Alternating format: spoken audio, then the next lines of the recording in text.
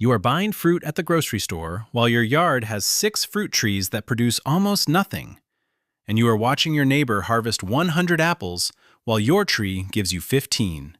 And you are spending weekends battling aphids and fungus on branches that never set fruit. And the reason your trees underperform is because you think pruning requires expert knowledge. You think you need to hire professionals. You think amateur pruning damages trees permanently. And this is the lie that garden centers have sold you. Because the truth is that dormant pruning in February forces trees to produce 3 times more fruit by fall. And this is not a modern technique. This is how productive orchards worked for centuries. And you can do this with $60 in tools. The first thing you need to understand is why February is the only month that matters for fruit production. And the reason is dormancy. In February, your fruit trees are asleep. The sap has dropped down into the roots, the tree has stored all its energy underground, and the branches are bare. And this is the perfect state for pruning, because when you make a cut in February, the tree does not bleed sap. The wound dries quickly. And when spring arrives, the tree seals the cut with new bark growth and directs all its energy into the remaining branches. Imagine this comparison. You prune an apple tree in February versus you prune the same tree in July. In February, you make a clean cut and the tree heals in 2 weeks. In July, you make the same cut and sap pours out of the wound. And the wet sap attracts beetles and fungus, and the tree struggles to heal because it is trying to grow leaves and fruit at the same time. And the cut never fully seals. And 3 years later, that branch has canker disease and dies. And this is why commercial orchards prune only in late winter.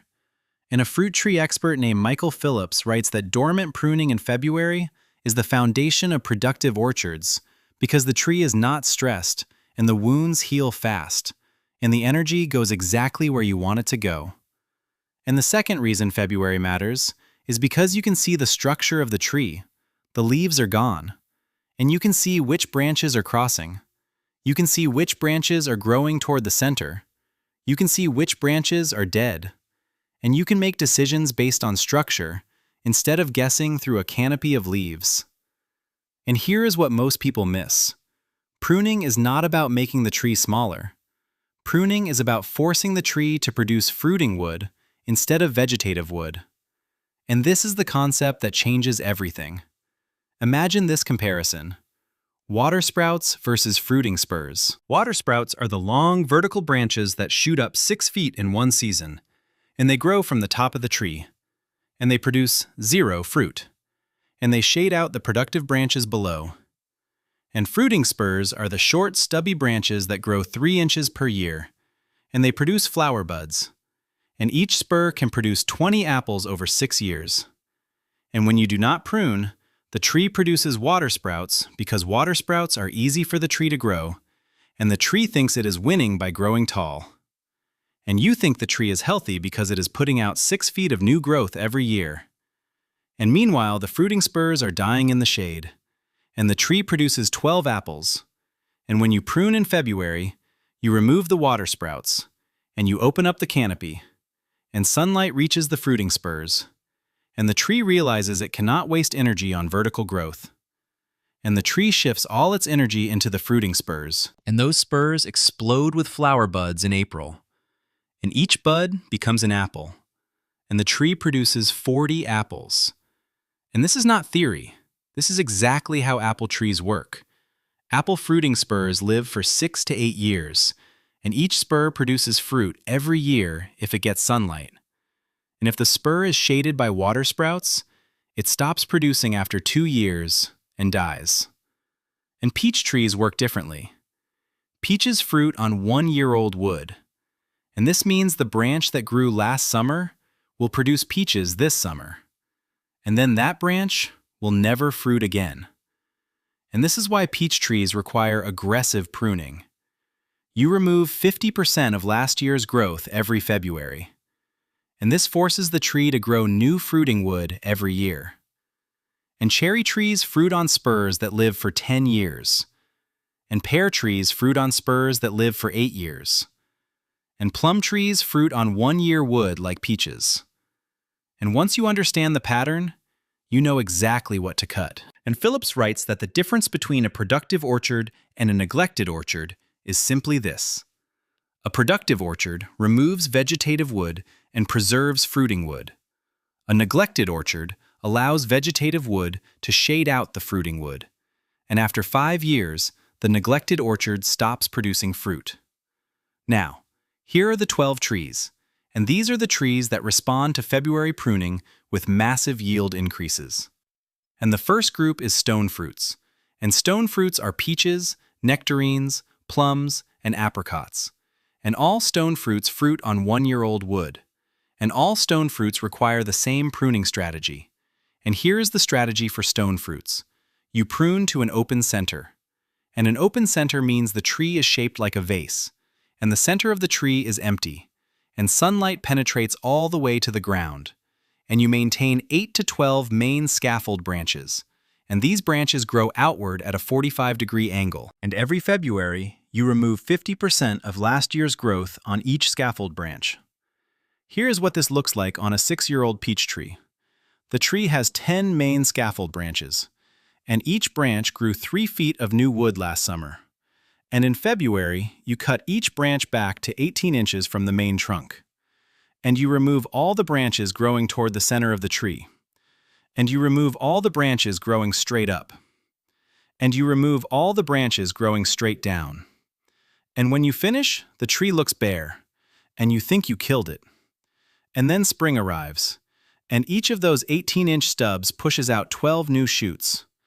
And those shoots grow 2 feet long by June. And in July, every single shoot is covered in peaches. And the second group is pome fruits. And pome fruits are apples and pears. And pome fruits fruit on spurs that live 6 to 8 years. And this means you preserve the spurs and remove the water sprouts. And the pruning strategy is completely different from stone fruits. Here is the strategy for pome fruits. You prune to a central leader or modified central leader. And a central leader means the tree has one main vertical trunk. And horizontal branches grow out from the trunk like a Christmas tree. And you maintain the pyramid shape. And you remove all branches growing straight up, because those are water sprouts. And you remove all branches crossing the center. And you remove all branches growing downward, because downward branches do not fruit. Here is what this looks like on a 6-year-old apple tree. The tree has one main trunk and 15 horizontal branches. And 5 of those branches are water sprouts shooting straight up from the top. And in February, you cut those 5 water sprouts flush with the trunk. And you remove 3 branches that are crossing toward the center. And you shorten the remaining branches by 1/3 to encourage spur development. And when you finish, the tree is shaped like a pyramid, and sunlight reaches every branch. And every branch is covered in fruiting spurs. And the third group is citrus. And citrus are lemons, oranges, limes, and grapefruits. And citrus fruit on current season wood. And citrus require very light pruning. And you remove only deadwood, suckers, and interior tangles. And the goal is to maintain the size and open the interior for airflow. And the fourth group is nuts and figs. And this includes almonds, walnuts, and figs. And nuts fruit on spurs or catkins. And figs fruit on new growth. And you prune to remove weak wood and balance the canopy. And you maintain strong scaffold branches. And you create predictable cropping zones. Now here is the pattern. Stone fruits get aggressive pruning. Pome fruits get selective pruning. Citrus gets light pruning. Nuts and figs get structural pruning. And once you learn the pattern, you can prune any fruit tree in February. Here is how you make the cuts, and the first thing you need is tools. And you need 3 tools, and the first tool is hand pruners for branches smaller than 3/4 of an inch. And the second tool is loppers for branches between 3/4 of an inch and 1.5 inches. And the third tool is a pruning saw for branches larger than 1.5 inches. And you can buy all 3 tools for $60, and these tools will last 20 years. Imagine this comparison: $60 in tools versus hiring a tree service. And a tree service charges $200 per tree per year. And if you have 12 trees, that is $2,400 per year. And you can buy the tools once for $60 and prune your own trees for 20 years. Here is the 3-cut method for large branches, and you use this method for any branch larger than 1.5 inches in diameter. And the reason you use 3 cuts is because if you make 1 cut from the top, the branch tears away and rips the bark down the trunk. And this creates a wound that never heals, and the tree gets canker disease. And here is how the 3-cut method works. First, you make an undercut 12 inches from the trunk, and you cut upward about 1/3 of the way through the branch. Second, you make a top cut 15 inches from the trunk, and you cut downward until the branch falls, and the branch breaks cleanly between the 2 cuts. Third, you make the final cut just outside the branch collar, and the branch collar is the swollen ring where the branch meets the trunk. And Phillips writes that the branch collar contains the tree's natural healing cells, and cutting into the collar destroys the tree's ability to seal the wound. And leaving a stub beyond the collar invites rot and disease. And the perfect cut is just outside the collar at a slight angle. And for small branches, you make a single cut at a 45-degree angle. And the cut should slope away from the bud. And this allows rain to run off the cut instead of pooling on the wound. Here is the order of cuts. First, you remove all dead wood and diseased wood. And you burn this wood or dispose of it off-site because disease spreads through pruning debris. Second, you remove all crossing branches. And crossing branches rub against each other and create wounds that invite pests. Third, you remove all interior tangles. And interior tangles block airflow and create humid pockets where fungus grows. Fourth, you make your shaping cuts. And shaping cuts are the cuts that establish the structure you want. And here are the 3 mistakes that destroy fruit production. The first mistake is the flush cut. And a flush cut is when you cut into the trunk instead of cutting at the branch collar. And this destroys the healing cells. And the wound never seals. And the tree gets canker disease within 3 years. The second mistake is the stub cut. And a stub cut is when you leave 6 inches of branch beyond the collar. And the stub cannot heal because it has no connection to the trunk. And the stub rots. And rot spreads into the trunk. And water sprouts grow from the rotting stub. The third mistake is topping. And topping is when you cut the main leader of the tree. And this destroys the tree's structure. And the tree responds by shooting 30 water sprouts from the cut. And none of those water sprouts will ever fruit. And the tree wastes 3 years growing vegetative wood instead of fruiting wood. Here is what you do with the pruning debris. And you have 3 options. Option 1 is chop and drop. And this means you cut the branches into 6-inch pieces and scatter them under the tree. And the branches decompose over 2 years and release nitrogen into the soil. Option 2 is chip the branches and use the chips for mulch on garden paths.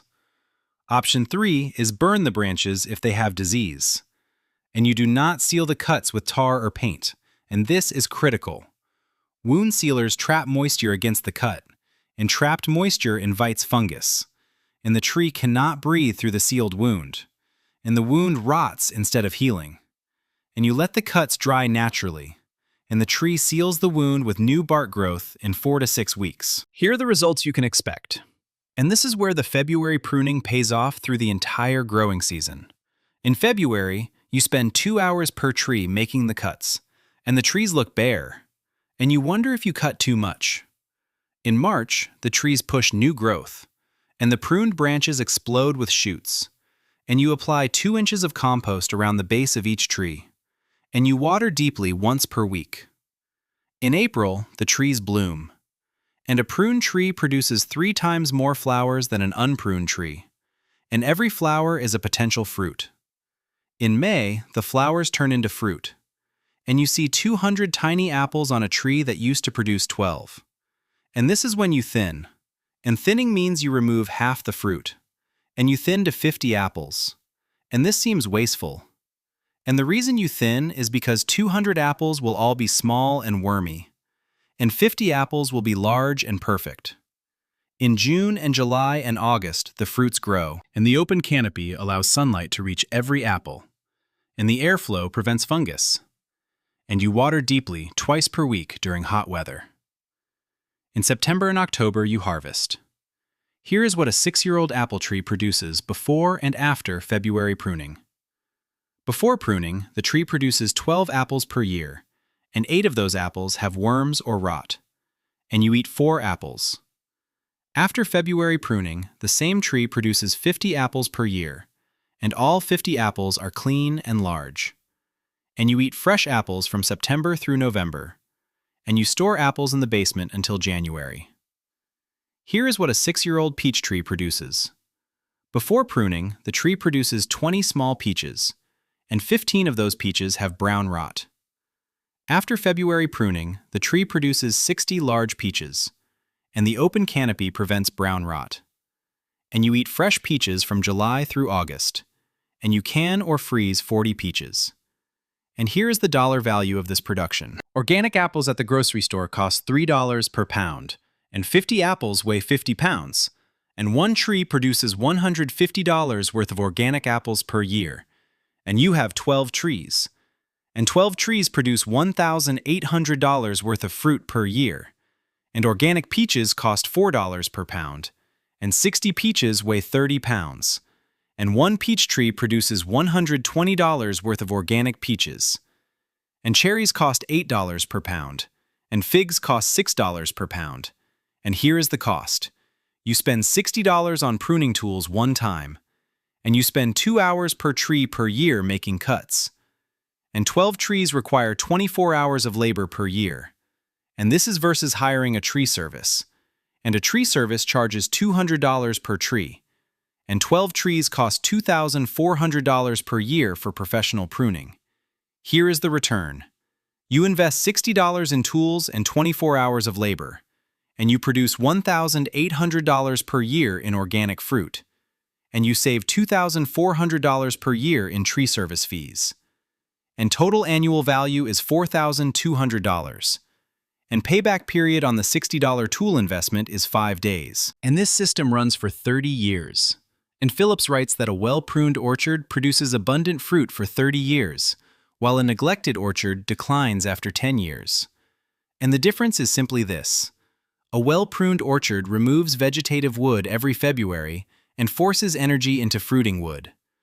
A neglected orchard allows vegetative wood to dominate, and after 10 years the fruiting wood dies from shade.